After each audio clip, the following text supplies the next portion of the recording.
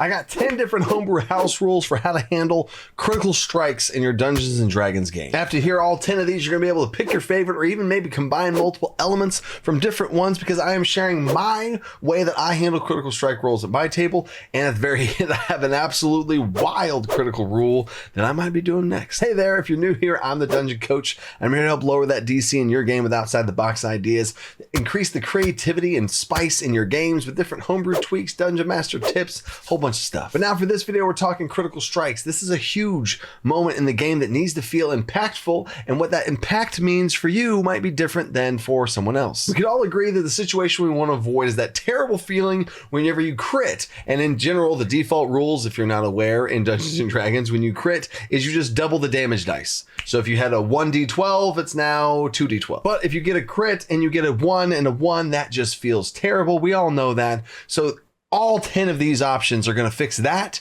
but it just depends on which one you like best. So let's go. We're starting off with these first two are rules that I used at my table for a long time. I started using this first one and then shifted to the second one. Then I have a whole bunch of different ones, and we're ending with that crazy one. Number one here is called brutal criticals. How I'm going to try and do this is for a weapon attack, I'm going to have it be 1d10 plus 5 for my examples here. Now, whenever you do this, and if you are using the brutal critical rule, you max out the additional dice. How this works is whenever you get a crit, you double the dice like you normally would. So that 1d10 plus 5 would now get another d10. But every additional dice you get from the critical strike, you don't roll those, you just max them out. So the 1d10 plus 5, you'd still roll that 1d10 and add 5, but instead of that extra d10, it just becomes a 10, maxing out that dice. If you're a rogue and you get a sneak attack crit and you have 1d4 for your little dagger and let's say 3d6s, you would roll those just like you normally would on the attack. But those extra dice that you get, the doubled ones from the crit, you don't roll those, you just get a 4 for the d4, and then you get 3 6s and add all that together. So those 3 6s would get you an 18, plus 4 is 22. So you would roll your sneak attack as normal, but since it's a crit, you get a plus 22 from that maxed out additional dice. Now, if you're thinking that's absolutely crazy, stay tuned, because the second option here is my fix for that one I use currently. But I used that for an entire campaign, and it was scary. Because keep in mind, players, if this is how players' crits work, this is also how monsters' crits work, and that gets real scary, and I love scary criticals. And man, oh man, when that big 4d6 monster attack comes at you and crits, that's gonna hurt. So do keep that in mind as far as both sides of the table being a very swingy situation whenever you get these criticals. And I feel like in this specific rule for this first option here does get you those big crits, but it gets a little wild when it comes to paladins and rogues and certain monsters, which brings me to number 2 and what I currently use in all of my Dungeons and Dragons games. This is my crit rule. It's a similar type of setup. You have the dice of the original attack. Let's say it's a 1d10 plus 5, and you have the additional dice that you get because you crit. The only difference here is you max out one of each damage source that you have. So in the crazy situation where you're a paladin and rogue multi-class and you get a crit with your longsword, you'd have your weapon damage, your sneak attack damage, and your smite damage. You'd have all those normal damage dice that you would normally roll, yes. And then you'd have all the double dice. Oh my gosh, there's so many dice going on right now. But instead of maxing out all of those dice, all of the sneak attacks, all of the divine smites, instead of maxing out all of them, you only max out one of those d10s from your longsword, one of those d6s from the sneak attack, and one of those d8s from the divine smite. This way you don't get absolutely bonkers crits where you've maxed out so many of these additional dice. Same thing with spells and stuff. Oh, it gets crazy. This gives you that little bit of crit insurance on those regular attacks that you make with that 1d10 plus 5. You're going to get that 10.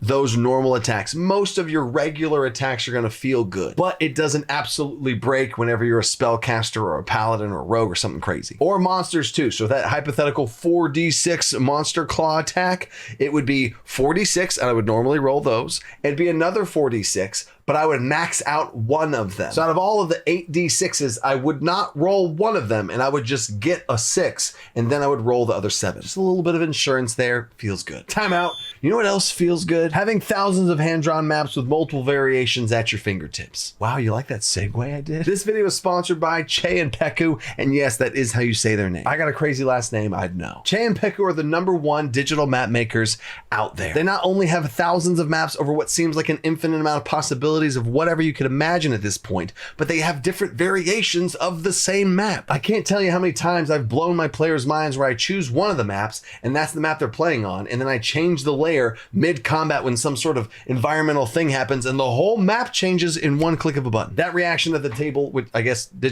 digital table, because you can't even do that in a real table unless you have a TV screen, which would be great. I honestly have never thought about Cheyenne Peku maps on a virtual or a physical tabletop. That's awesome. But I myself was already a patron follower of Cheyenne Peku before they reached out to sponsor a video, so I thought it was a perfect fit. They're my number one source of maps anytime I play online, and the amount of value and quality you get is just unmatched. And my Patreon and their Patreon are going to be doing some collaborations here, so you should go over, check them out. Links down in the description of their Patreon and check you out what kind of maps they got.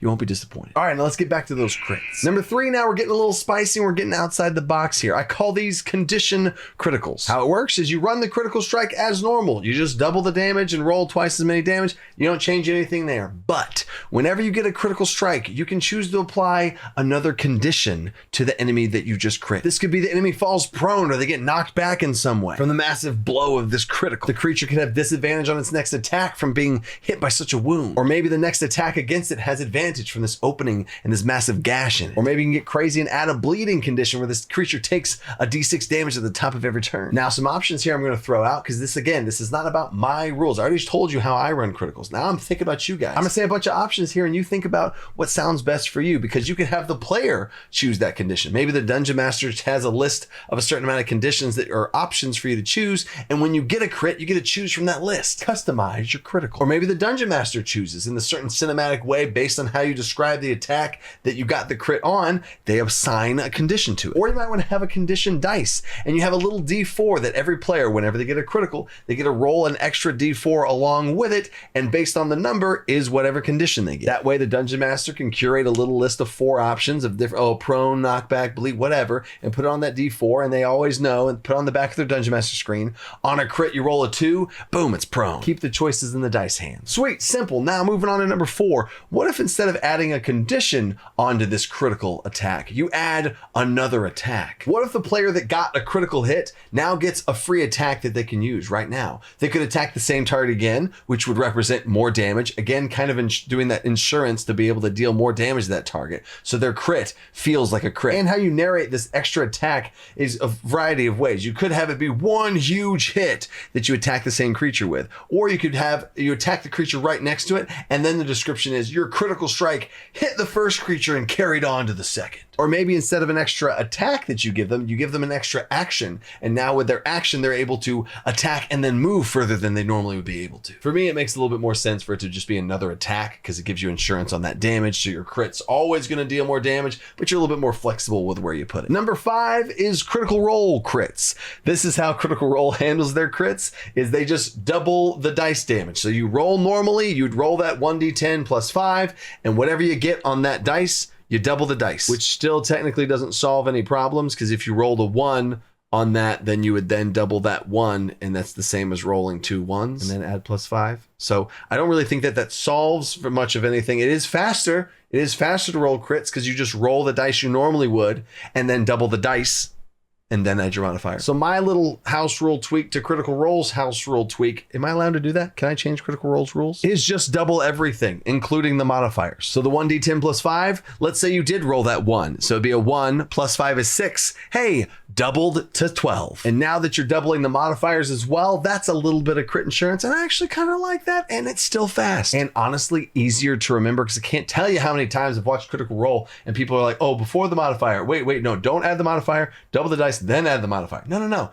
Just add your attack and say what it is, but double the whole thing. And see these ideas we're coming up with here? Let's go. If you like this stuff, and only if you like this stuff, hit the like, hit the subscribe if I've helped you in any way. If I haven't yet, let me see if I can get you with these next 6. Or I guess number 6 of these 10. So number 6 is to just deal the max damage. Now I'm going to clarify this on myself. I'm not the biggest fan of this. I did want to include this here because it is a wide variety of different rules here. This is not my favorite. I like that this is guaranteed good damage, because that 1d10 plus 5 would just be 10 plus 5, so 15 damage. But then it does feel weird to crit and then don't roll any dice for it. which feels like that's the moment that you should roll the most dice in D&D. So I have done this in some ways before with like monsters or something where I pre-roll the dice, or I have an average roll or something like that for monsters. But I don't know. It feels weird for players, and then I wouldn't want it to work both ways. So your choice. Number 7 here now, we're getting a little crazy and we're way outside the box. And this is something called, if you're familiar with my bonus level up perks, I have a ton of videos on bonus level up perks. You could give a specific style of crit to each player at the table. When they crit, it deals something else special. Now, we've talked about this earlier, I think number 3 it was, about different conditions that are added onto your crits. And it doesn't have to be some sort of crazy, wild, next level homebrew. It could just be like, John, the fighter, when he crits, it's a bleed. Oh, but the barbarian at the table, when he crits, it's a big old knockback. To get more creative here, you could be like, when the paladin crits, they gain 5 points of their lay on hands back. When the fighter crits, their second wind recharges. Which now kind of leads me automatically into number 8, which is actually having something else happen besides damage or conditions or something else that is like offensively focused. Maybe something else happens to your character on the class refresh level. If you crit with a spell, maybe you regain a spell slot. If that feels weird, what about a cleric's guiding bolt crit heals a splash of people around it if it ever crit? That's weird and dumb. What about a fireball critting automatically catches everything on fire and they start burning for 1d6 damage at the top of every round? So really the mix of options 7 and 8 here are to give your players customized based on their characters, certain things that their characters can uniquely do, and also thinking outside the box when it comes to how a crit looks for them. We're about to get wild with number 10, but number 9 is what we did in Alkandar's Almanac of all things. If you like a lot of the stuff I'm talking about here with all these different rules and these different iterations and how I'm handling it, and that's the whole intention of Alkandar's Almanac, was to take every rule in Dungeons and Dragons and propose multiple options for what's best for you. Just like I'm doing here in this video. I don't know what you like best for crits. That's why I'm saying 10 different options, because I guarantee you like one of them. Let me know which one you like the best. Which one is your favorite house rule? So in Alkandar's Almanac, what we did with critical strikes is have 3 different types of critical strikes based on the melee weapon you're using when you land a crit. You know, giving a little bit of love to those marshals. If you crit with a slashing weapon, the target begins bleeding. Makes sense. You slash a big wound in them, now they're bleeding. If you crit with a piercing weapon and you puncture them, they're now impaled and they get impaired. The impaired condition, a new condition, also in that book. Impaired means they have disadvantage on the next attack that they make. They're so wounded from getting impaled that they can't really swing an attack as good. Or if you crit with a bludgeoning weapon, you can imagine what happens when you crit with a big old hammer. They get knocked back or fall prone. Your choice. That just adds a little bit of spice to actually matter what kind of weapon you're attacking with. That's a whole nother thing that I went into in other videos about weapon passives and weapon actives and other things to fix the weapon system. And then there's number 10, the most wild critical strike rule that I've ever heard of, and is something that I might be adopting in my next campaign. But again, you do want to talk about these to all your players. You want to make sure that they feel okay with the critical rules. If they want to have some sort of brutal criticals and it's just wild and crazy, or this one, which is honestly crazier. All right, so props to GM Joe for this one, because this is wild and I love it, and I'm going to be taking this and running with it. So here's how it works. Whenever you crit on any attack roll or spell attack roll, you roll an additional D20. No, this is not a confirming a critical, because I don't like that either, because then it deflates the whole moment of a critical strike, and dude, let's confirm a critical. No, you've already crit. And then at that point, you already decide what level of rules based on the 9 before that I've just said here. How does a crit look for you? That still happens. You've already crit, that damage is going to happen,